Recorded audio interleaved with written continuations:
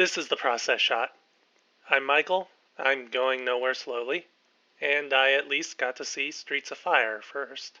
Directed by Walter Hill and released in 1984, who is called back to his home city after Ellen Aim, a local turned celebrity singer and Cody's ex-girlfriend, is kidnapped by the Bombers, a biker gang led by a man named Raven.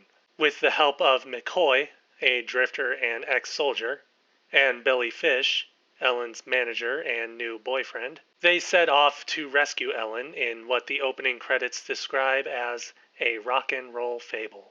It's a description that makes sense in retrospect, though in another sense it's just a fancy way of describing the standard hero's journey. There's the ragtag group of adventurers, led by a reluctant yet good-hearted hero, in a quest to save a person, usually a princess, held against their will by a powerful and evil force.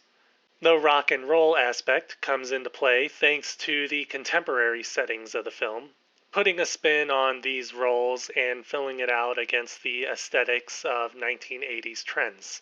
The hero is more like an anti-hero, the princess is a rock star, the evil force is a biker gang, etc. Instead of a fantasy landscape, the characters traverse an urban jungle, and instead of swords or guns, they do have guns, but there aren't any real gunfights. There is a hammer fight, though.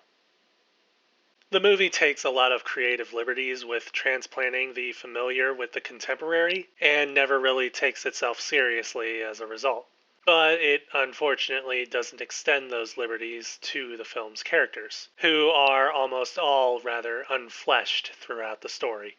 That is, their personalities and motivations don't really waver all that much.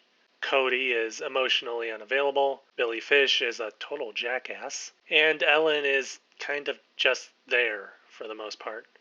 Granted, they all do become more open and change by the end of the film, but it's more of a sudden shift, rather than something gradually built upon, outside of Cody and Ellen's relationship, perhaps.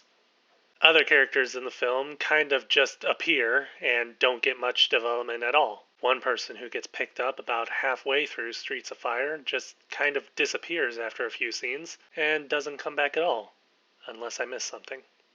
In any case, the other reason Streets of Fire is called a rock and roll fable is definitely due to its extensive soundtrack, with some scenes focused entirely upon the original songs written for the film. The movie doesn't use them in a traditional musical sense. They do add to the aesthetic and contemporary setting, but the songs themselves don't push the story nor build upon the characters. In fact, the songs are presented like music videos, most of all the opening and closing performances, which do factor into the film's story, but more for the scene's events, and not because of the songs themselves. Streets of Fire is hardly perfect, especially when you think about it, but it's a movie that rewards you for not thinking, and instead absorbing everything as it is. It's a movie that asks you to believe that fables and fantasies can still occur even in a real-world setting.